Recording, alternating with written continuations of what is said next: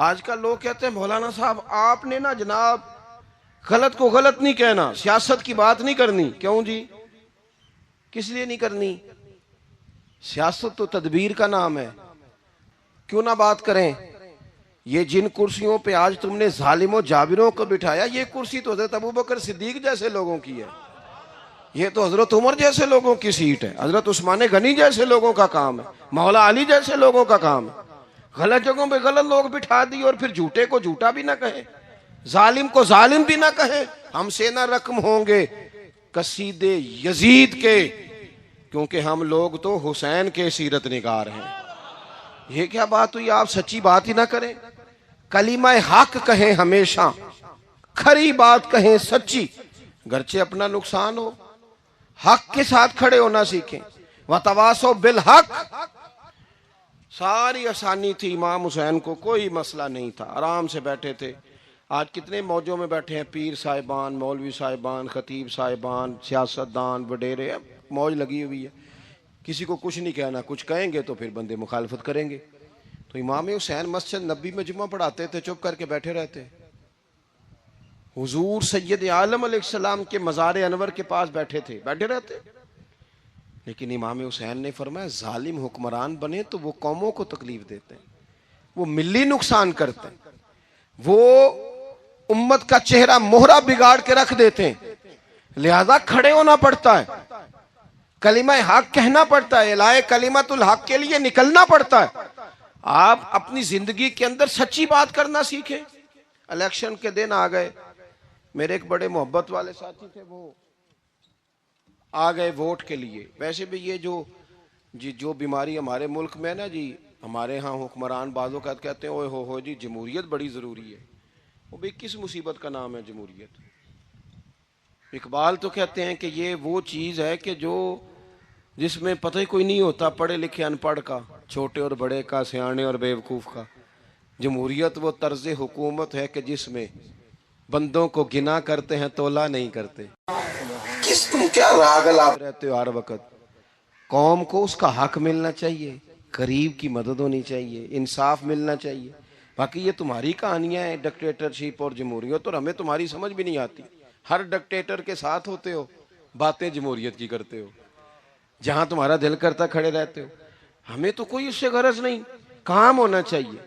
بلکہ جو لوگ قوت نافذہ رکھتے ہیں انہیں سمجھنا چاہیے کہ ملک کی بھاگ دوڑ ہمیشہ مضبوط ہاتھوں میں رہے، اور وہ اس طرح کا نظام وضع کریں، مل بیٹھیں سارے ادارے کہ غریب کی سنی جائے۔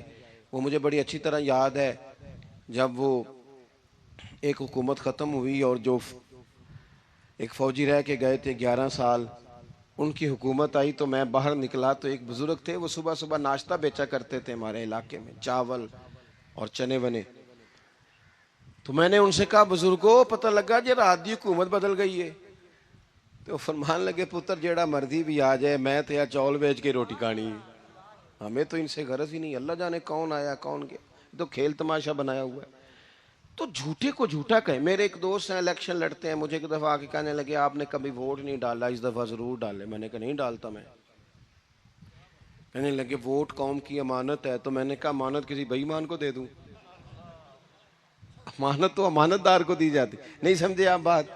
یہ سارے کہتے ہیں نا ووٹ قوم کی، تو امانت کس کو دینی چاہیے؟ صحیح بتاؤ۔ چلو ہوں تسی بولنا نہیں، بس دل چ گل رکھنی، دل چ دیندے ویسے امانت دارا نہیں ہونا۔ نہیں میں نے کہا بولنا نہیں، ہمیں کسی نے پتہ نہ لگ جائے۔ دیتے ویسے امانت داروں کو ہی ہو نا۔ یہ اپنے دل سے پوچھو، فیصلہ لو، اللہ سے ڈرو۔ ظالم کا مددگار ظالم ہوتا ہے، ظالموں کا مددگار ظالم ہوتا ہے۔ وہ تیرے میرے ووٹ پر جیت کر جب ظلم کرے گا تو پھر کون ہے جو یہ دعویٰ کرے گا کہ جناب میں ظالم کا مددگار نہیں؟ سوچو سمجھو غور کرو۔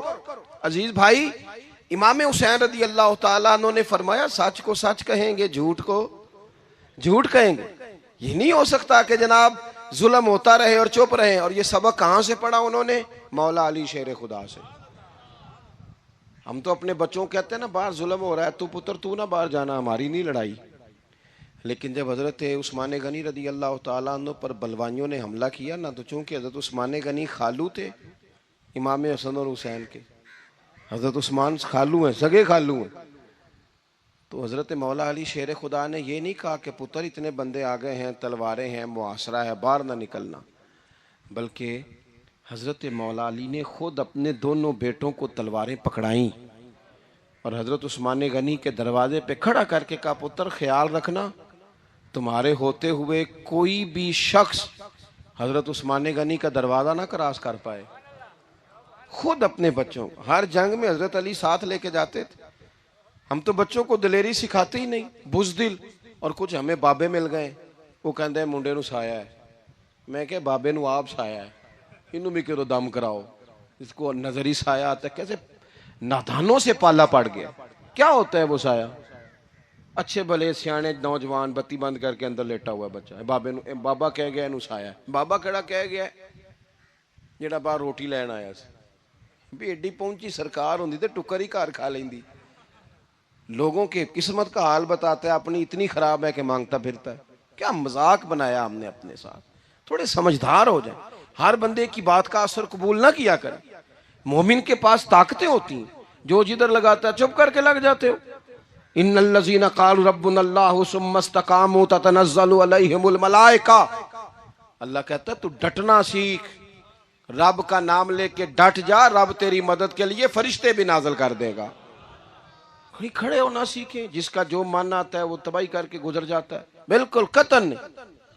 تو امام حسین نے صحیح کو صحیح کہا، غلط کو غلط کہا، اور ڈٹ کے کہا، اور پورے وثوق سے کہا، اور پوری وہ حضرت امام ابو مالک کھڑے تھے نا، تو یہ بادشاہ بڑی بڑی غلط باتیں بھی کرتے ہیں. اچھا چلیں صحیح بتائیں آپ.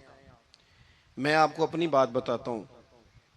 کئی دفعہ ایسے ہوتا ہے، کئی دفعہ کہ بات کوئی ہو جاتی ہے، کر لیتے ہیں، تو کوئی ساتھی توجہ دلاتا ہے کہ آپ تو بولتے بولتے یہ کہہ گئے، تو احساس ہوتا ہے اوہ یار غلطی ہو گئی. ہو جاتا ہے. بڑے بڑے جو محدثین تھے، بڑے بڑے لوگ، انہوں نے کہا یار ہماری یہ رائے تھی، پھر اس کے بعد ہمیں یہ پتہ چل گیا، اب ہماری رائے بدل گئی ہے. اس کو رجوع کرنا کہتے ہیں. بڑے بڑے لوگوں نے کر لیا. لیکن ہماری سیاسی جماعتوں کا حال یہ ہے کہ ان کے کسی کارکن سے پوچھے نا تمہارے لیڈر نے کبھی غلطی کی ہے؟ کیوں کیا نے؟ کیوں؟ معاذ اللہ یہ فرشتے کیا ہے؟ یہ غلطی نہیں کر سکتے؟ اگر بڑے بڑے لوگ کہتے ہیں یار یہاں ہم بھول گئے تھے، حتیٰ کہ صحابہ کرام علیہم رضوان اپنی رائے سے رجوع کرتے. یہاں کیا حال ہو گیا؟ کس چکر میں ہم پڑ گئے؟ جماعتوں کو بت نہ بناؤ، وہ جماعتیں رہنے دو. اگرچہ بت ہیں جماعت کی آستینوں میں، پر مجھے حکم اذان لا الہ الا اللہ.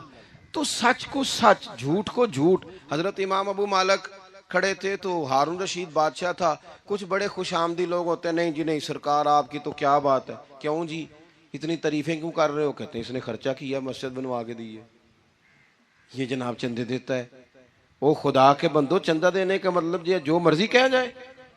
حضرت امام مالک ہارون رشید کے بڑے بادشاہ کے دربار میں کھڑے تھے، کسی بڑے کے، ہارون رشید تھا یا کوئی اور تھا.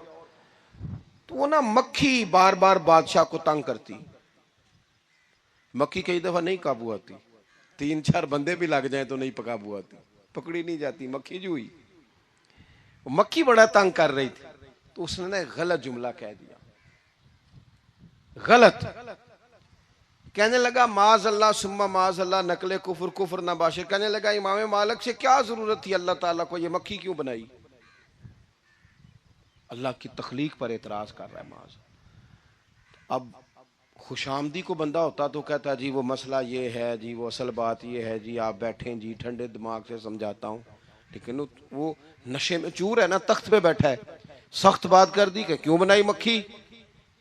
تو امام صاحب اٹھ کے کھڑے ہو گئے، ہاتھ میں چھڑی پکڑی تھی، زور سے زمین پہ ماری، فرمانے لگے یہ مکھی نا اللہ نے تیرے جیسے لوگوں کا غرور توڑنے کے لیے بنائی ہے کہ سنبھالی تو تم سے مکھی بھی نہیں جاتی تو دعوے بڑے کرتے ہو. یہ تیرے جیسے بندوں کا غرور توڑنے کو بنائی ہے. چپ کر گیا، کہنے لگا حضور غلطی ہو گئی تھی، آئندہ نہیں کروں گا.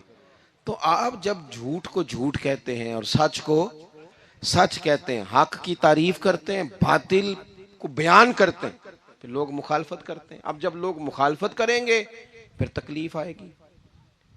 اور تکلیفیں بڑی سونی ہوتی ہیں. جب تکلیف آئے تو رب کہتا ہے وَتَوَاصَوْا بِالصَّبْرِ، اب ایک دوسرے کو صبر کی نصیحت کرو. یہ جب دکھ آتے ہیں نا، دکھ بندے کو نرم کر دیتے ہیں. بیماری نفسانی خواہشات کو ختم کر دیتی ہے. بیمار